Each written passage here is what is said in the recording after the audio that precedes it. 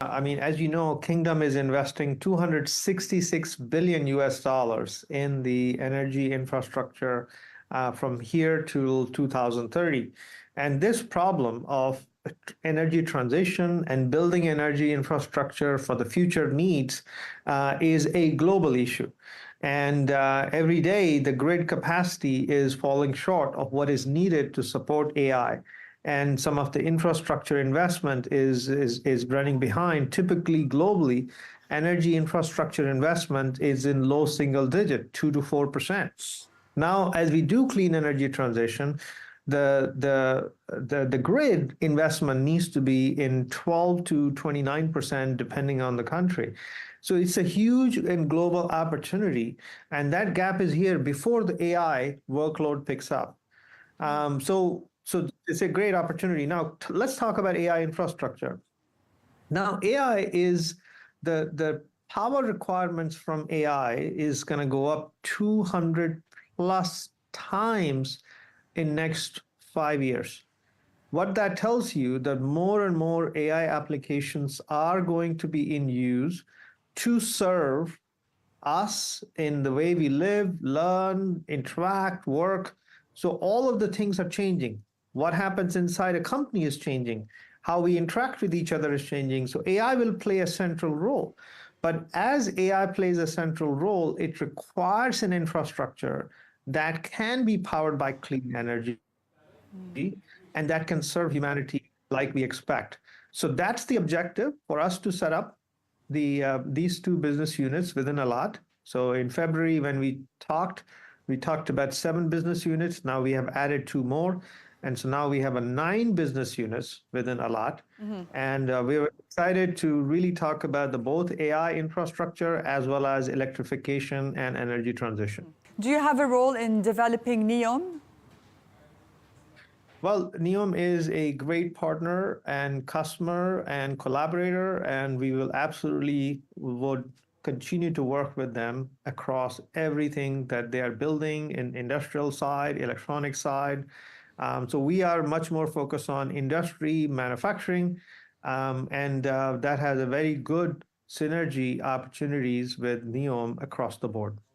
What's the current capital of the company, and are there plans to increase it in the future? Also, let's talk about the balance sheet size of the company. Let's talk about assets, debt, liquidity.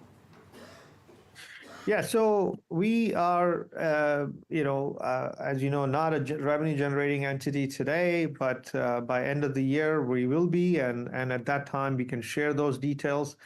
We were given the first check by PIF, which was under the leadership of His Royal Highness Crown Prince, who is the chairman of our board. And that public commitment that we have given is about $100 billion US dollars, and that will be a combination of debt and equity, and that's the direction we are going, and more on our financials and annual report when we publish at the end of this year. Any plans to IPO the company in the future, perhaps? Is it an option on the table? The assets that we engage and partner with, they have full flexibility to IPO in Kingdom and or raise money and differently. So we will continue to give them that flexibility. And today we do not have a definitive date for any of the IPO, but certainly as the things progress, we'll keep you informed. It could be an option then. It is absolutely an option. What is the market share you wish to achieve by 2030 in terms of global electrification and AI infrastructure? So our share on a global basis will be driven by 2 things. One is which is the company that we are partnering with, and 2, how much production are we doing in Kingdom?